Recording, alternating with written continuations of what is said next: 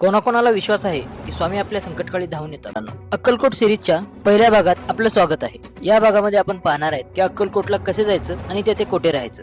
तर मग हा व्हिडिओ लवकरात लवकर सेव्ह करा. मुंबई, पुणे आणि महाराष्ट्रातून व कोणत्याही राज्यातून तुम्हाला अक्कलकोटला येण्यासाठी भरपूर ट्रेन्स आणि बसेस अवेलेबल आहेत. तर तुम्हाला डायरेक्ट अक्कलकोटला वाहन नाही मिळाले तर अगोदर सोलापूर पर्यंत या आणि तिथून अक्कलकोट फक्त आणि फक्त 39 किलोमीटर आहे आणि तिथून तुम्हाला 10 मिनिटाला एसटी बसेस मिळून जातील. आता मुक्कामासाठी तुम्हाला मंदिराजवळच यात्री निवास, भक्त निवास, यात्री भवन व प्रायव्हेट हॉटेल्स मिळून जातील. यांची पूर्ण माहिती मी डिस्क्रिप्शन मध्ये दिली आहे, ती एकदा चेक करून तुम्हाला फक्त एवढंच सजेस्ट करेल की तुम्ही अक्कलकोटला पहाटे लवकर पोहोचाल या हिशोबाने निघा. म्हणजे तुमच्या अक्कलकोट दर्शनामध्ये 2 ते 3 मंदिरं एका दिवसामध्ये कव्हर होऊन जातील. पुढच्या एपिसोड मध्ये तुम्ही अक्कलकोट मध्ये काय काय बघायचं याबद्दल सांगेल, कारण खूप साऱ्या लोकांना वटवृक्ष मंदिर आणि समाधी मठ सोडलं तर बाकीचे मंदिर आणि पाहण्यासारखे ठिकाणं माहितीच नाहीत. आणि महाराजांच्या सेवेपैकी नामजप ही एक प्रकारची सेवाच आहे. तर मी येणाऱ्या प्रत्येक व्हिडिओ मध्ये महाराजांच्या एक सेवेबद्दल सांगणार आहे. तर